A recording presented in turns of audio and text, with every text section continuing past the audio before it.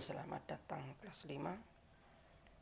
Berjumpa kita dalam pelajaran agama Katolik dan Budi Pekerti. Kita awali dengan doa dalam nama Bapa dan Putra dan Roh Kudus. Amin.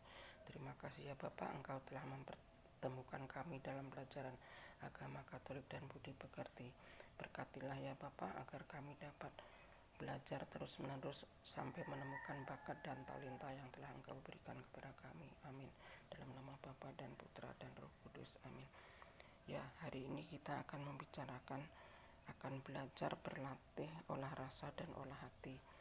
Maksudnya kita ini harus belajar terus-menerus sampai kita menemukan bakat dan kemampuan kita yang sebenarnya. Karena sebagai citra Allah, Tuhan telah memberikan bakat dan kemampuan kepada kita yang berbeda-beda.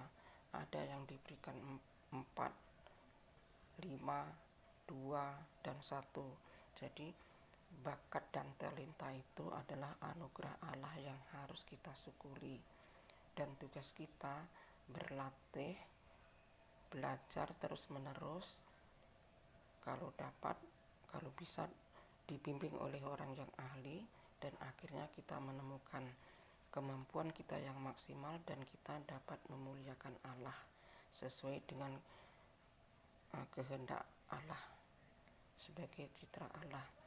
Kalau apa itu bakat?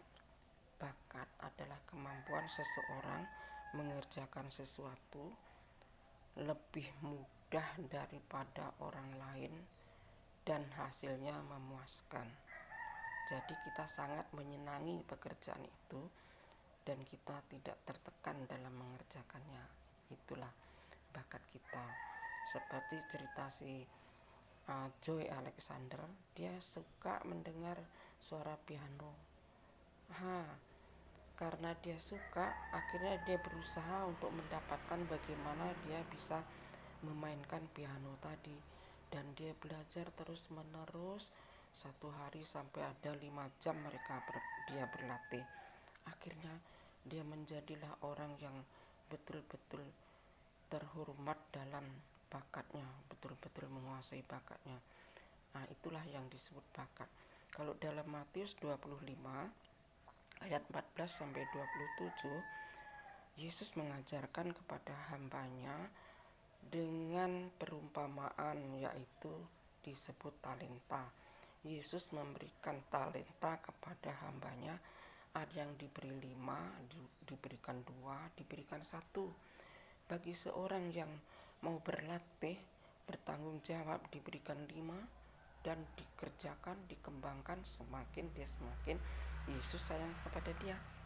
Sama dengan kita juga ya. Kalau kita sudah dibekali bakat dan kemampuan yang banyak, kemudian kita tidak mau berlatih, kita pendam, artinya kita tidak bersyukur. Maka cara kita bersyukur atas bakat yang telah diberikan oleh Tuhan, maka kita harus berani berlatih, berani belajar terus-menerus sehingga kita menemukan apa yang kita miliki yang sebenarnya. Ayo cobalah kamu pikir apa sebenarnya bakat kamu masing-masing.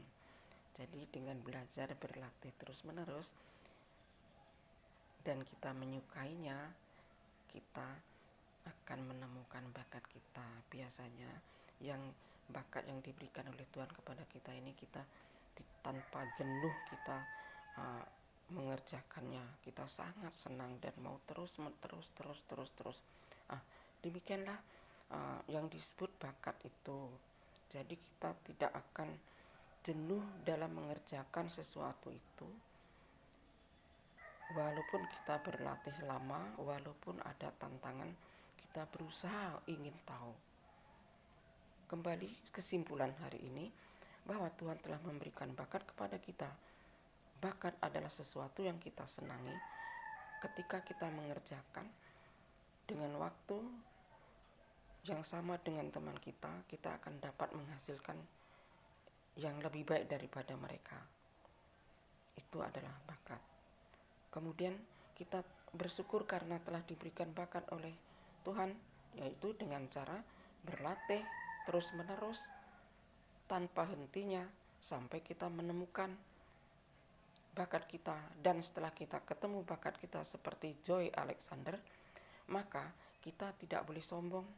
Bukan karena kita sudah diberikan bakat dan bisa mengembangkan, kita harus menjadi citra Allah. Artinya kita harus merasakan bahwa orang lain juga berbeda dengan kita. Bukan karena bakat kita yang hebat kita menjadi sombong dan tidak mau berteman dengan yang lain. Itulah pelajaran hari ini. Kita tutup dengan doa dalam nama Bapa dan Putra dan Roh Kudus. Amin. Jadi tugas kita adalah coba tuliskan, jelaskan apa arti bakat itu. Yang nomor 2, bagaimana cara mengembangkan bakat. Tulis 3 cara mengembangkan bakat. Oke, terima kasih.